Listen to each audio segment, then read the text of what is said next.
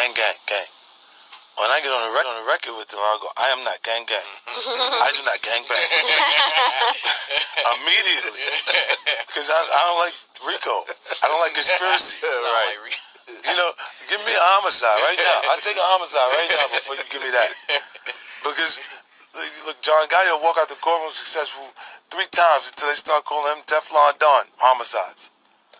And then they come with that Rico and then you 23-1 Marion. Yeah, it's done. You know, it get crazy. So like that those laws were designed for you not to escape them. You know, so it'd be a tough. What up, y'all? It's Coffee back again with another one, man. And you hear those wise words from 50 Cent, man. Fifth is a very sharp individual. Like, aside from what he's talking about here, you know what I'm saying? Moving safe, moving smart, not bringing any extra unnecessary, unneeded heat or police or feds attention or anything like that. Like, just peeping the way he moved with his career, you know what I mean? Like, Fifth got in the game. You know what? M definitely helped 50 Cent blow the fuck up. You know, Shady, Aftermath, Interscope, Dre, all that. But he did indeed grind it out long before that, busting his ass independently. Ended up and then got a deal with Columbia. Had How to Rob the Industry, was on the In Too Deep soundtrack. It was on mixtapes everywhere.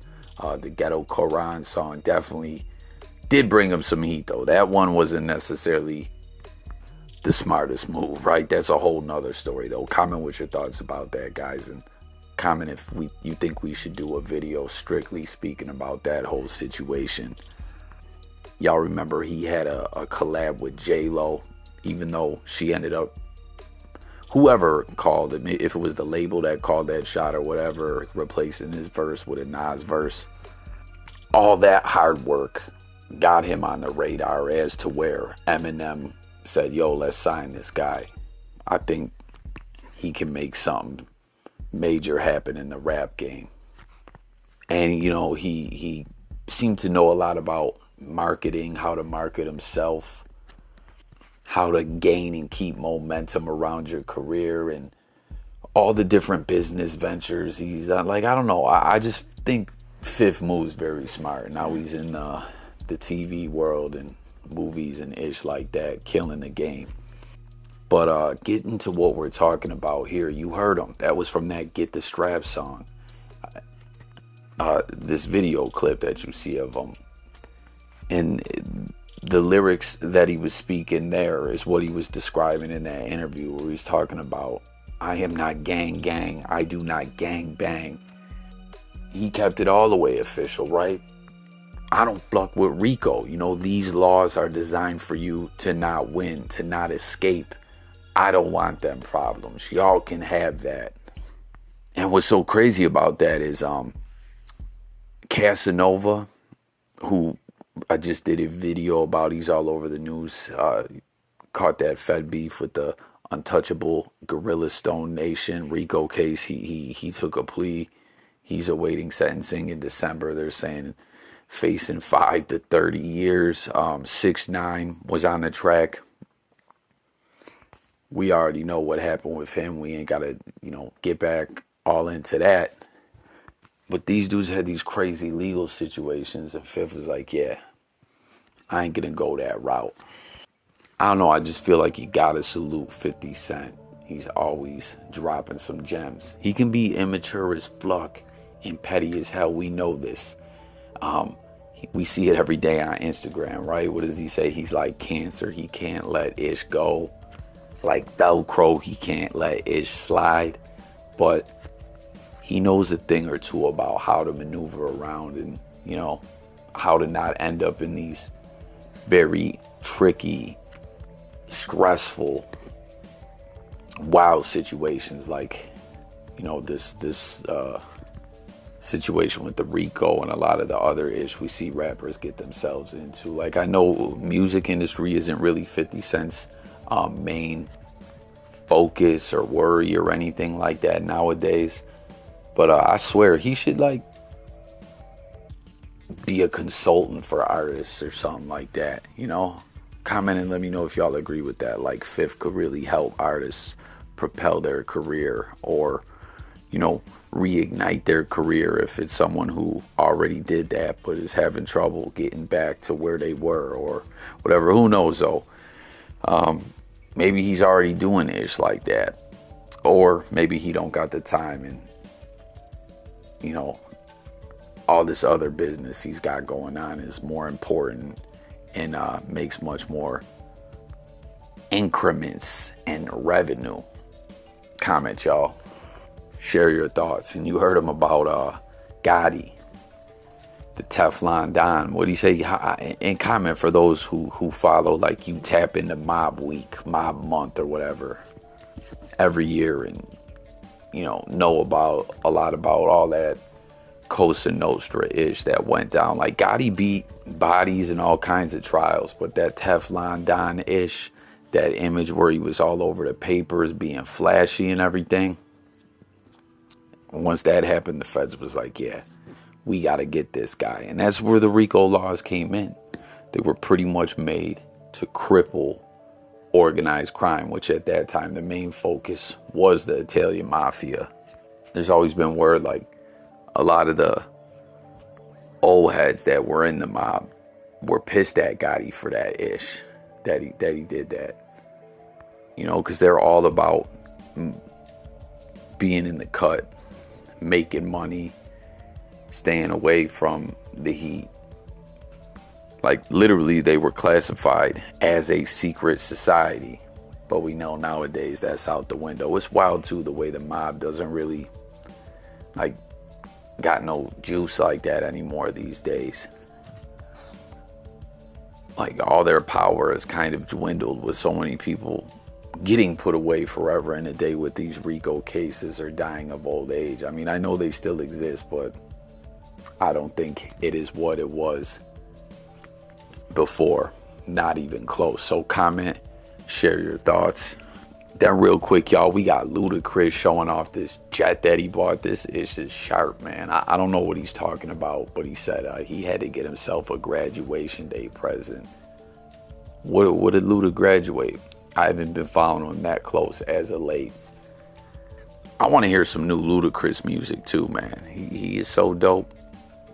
Another guy who kind of got away from the music side of things, like 50 Cent, in a sense, you know. He's out here making business moves and stuff like that. Like, I know he still does make music. That track that he had with Conway the Machine, what was that called? Like Scatterbrain or something like that. That joint is hard. But I want to hear a brand new Ludacris project. Watch, someone's probably going to comment, be like, Coffee, he just dropped one, or he's got one on the way. Hell, I hope so. Remember DTP too? It kind of reminds me of the way like Fifth with G-Unit. He don't really fuck with them guys no more. We're seeing Yayo doing Vlad TV interviews now. Like that's how kind of out of the way and, you know, not in the rap game like that anymore. I mean, Yayo, in my opinion, always was the weakest G-Unit member. But Banks is, as far as the music, no disrespect to Yayo, but I don't know. He spit his hottest verse on the Game's album, Running. Banks still around, just dropped a new project within the last year or so, but I've done countless videos on this channel talking about how hip-hop needs Banks back super active. We need more Lloyd Banks in hip-hop, in my opinion. I really hate that his career never saw the heights that I think it should have. But anyways, like, so Fifth kind of inactive when it comes to music, not really rocking or flocking with G-Unit at all. Ludacris, kind of same way, not super active with the music, and I haven't even heard nothing about none of the DTP dudes anymore. Did y'all think anyone who was on DTP was dope like that? Like, who they have? Lil Fate, I-20, Shauna, I don't know the rest of their, Chingy at one point, and then they beefed. He left, came back. Chingy was alright, but comment, y'all. Did DTP have talent like that? Was there anyone who was nice with it? Comment below. Real quick, man, and some other news, the show that I was just talking about the other day, comment if you guys been fucking with the show. I guess season 1 just wrapped up. I haven't made it through the whole season. We're talking about the show, The Winning Time, story of the Lakers dynasty, you know what I mean? Magic and all that, you know, the amazing era back then when they turned the corner, and just, you know, a historical franchise. All the episodes up to what I saw, I was really fucking with that show. So let me know if you watched it, you fuck with it, if you've seen the whole season. I can't wait. Don't give no spoilers. I mean, obviously we know what happens. But anyways, it seems Magic Johnson and Kareem Abdul-Jabbar both portrayed in the show. You know what I'm saying? Both were a member of that historical team. A big part of bringing that franchise to the heights and giving it the prominent name and success that the team has. They both ain't really feeling the show. I was surprised to see this. Magic Johnson said flat out, this is crazy though, I don't even think he's gonna watch the show, or has, because he said, I won't be tuning in. I don't think, you know, that they can accurately portray the characters. So sounds like Magic didn't even tune in. He had no interest in it. And Kareem Abdul-Jabbar said that it has crude stick figure representations of the actual people who were a part of the Lakers organization back then. That's like, leads me to believe that Kareem actually did watch the show and he ain't feeling it. So Magic wouldn't tune in. Kareem seems to have watched and just saying, yo, y'all couldn't tell that story right. Stick figure like representations. Not a good look to Magic. Killer Cam getting a lot of birthday love. As you know, his career, the future of his career is kind of in limbo. You know, we saw with the Patriots. It was kind of ugly. I mean, the team was transitioning into a new era. You know, the first year he's with them, the second year, they decided we're ready for the Mac Jones era. Cut Killer Cam. You know, he did sign with Carolina. Injury problems and stuff like that. He got to actually see the field, but currently he's a free agent. So comment and let me know if you guys think that's it for Killer Cam. That's all she wrote. But with the future still in question, on his 33rd birthday, which I believe is today, he's getting a lot of love. Look at these different posts, man. Who's this? NFL Dov Kleiman says, D-O-V Kleiman. I believe he's a sports journalist. He says, first overall pick, MVP, NFL MVP, Heisman Trophy, NFC champion, Offensive Player of the Year, Offensive Rookie of the Year, All-Pro, 3-time Pro Bowler, record for most rushing TDs by a QB in NFL history, which I think Josh Allen will break that at some point. Real talk. You know, I'm Bills Mafia. I had to slide that in there, right? And then this is the Riot Report said, happy 33rd birthday to one of the greatest Panthers ever, Killer Cam Newton, 5-star recruit, JUCO national champion, D1 national champion 2 times, Heisman Trophy winner, #1 draft pick, and then same, you know, accolades and achievements that the other person just said. Offensive Rookie of the Year, Offensive Player of the Year, MVP, and 25th in rushing TDs all time. That's up there on that list, especially for a QB, right? And then Auburn football, his alma mater, one of his alma maters, you know, because it was wild with Killer Cam. He went to, I believe, where'd he go? The Florida Gators. Wanted up out of there, had to go to a junior college, you know what I'm saying, and then earn another scholarship, get his way back into D1, you know, with the Auburn Tigers, and did his thing, won a national championship, his second. The first one was on the bench with the Gators, and ended up winning the Heisman, going #1 in the draft. Like, it was a crazy year that year for Killer Cam. in the beginning of the college season, like, people were talking a little bit about him. I think this guy might be nice. And the next thing you know, he takes over the football world in the next 12 months. But they just say, happy birthday, Cam. War Eagle, Auburn made. So comment, y'all. Do you think that's all she wrote for Killer Cam in the NFL? If it is, what are your thoughts on his career as a whole? And I wonder if he does move on from football, what's next? I remember before he signed with the Patriots, hearing a lot of talk that he wanted to get real active in like podcasting and stuff like that. So that'd be lit if that is indeed what he does do. And then this last topic here, y'all, this is wild, man. Now, we know MILK74 and ADAM22, they got issues. You know what I'm saying? Milk pulled up to the No Jumper studio. Like, he says he wants that smoke with Adam. I doubt these guys will ever squash their beef. But there's been theories out there before that, comment, y'all, if you've heard this before. I've heard people call ADAM22. I've heard people say, oh, he should be ADAM33 for, 33rd degree master mason. And, he has ties to the elite. And that's why they had him infiltrate the hip hop world and all this ish. Now, I'm not saying I co-sign this and say this is true, but I have indeed heard these theories. And I want to know what y'all think about it. If you guys think it's true, if you've heard it before. But Peep It Milk was posting this ish, basically saying, alluding to what we were just saying about him and his family and bloodline having some ties to the elite.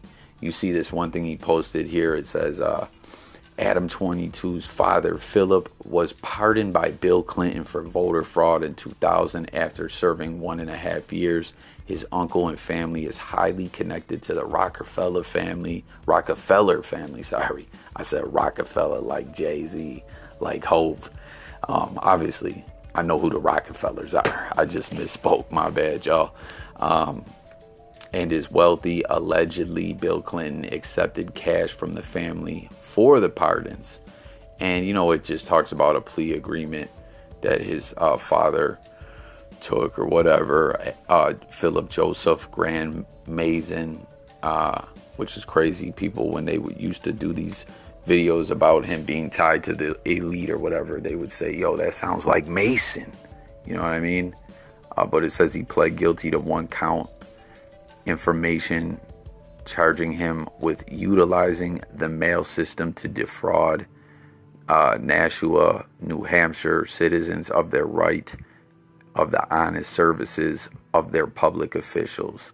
I think they basically were saying he tried to rig the votes or something like that. I don't know. And then in the other post, it's just a picture of his dad, and he's, it shows Joseph Grand Mason, Democratic gubernatorial candidate. And, he says, ADAM22, now I know how you finance that BMX shop. So, interesting stuff here. Again, I heard this stuff about Adam long ago, but I never really saw anyone dig into his bloodline and all this and lay some of this information out. What do you guys think, man? Could it be? Is Milk right? Is ADAM22 indeed a plant, with ties to, political bloodlines and stuff like that? Like, this is some deep ish when we start talking about them bloodlines, real talk. But I gotta run. You know what I'm saying? I gotta get back on the grind. A lot of ish to do. So tap in, comment on all these topics, real talk. That's what it's all about over here on the J Coffee Talk platform. Kicking it with y'all, hearing what the people gotta say. Sub to the channel. Stay tuned for updates. Dropping content every day, all day on music, news, sports, current events, and life, and much more. I'm out of here, y'all. Peace.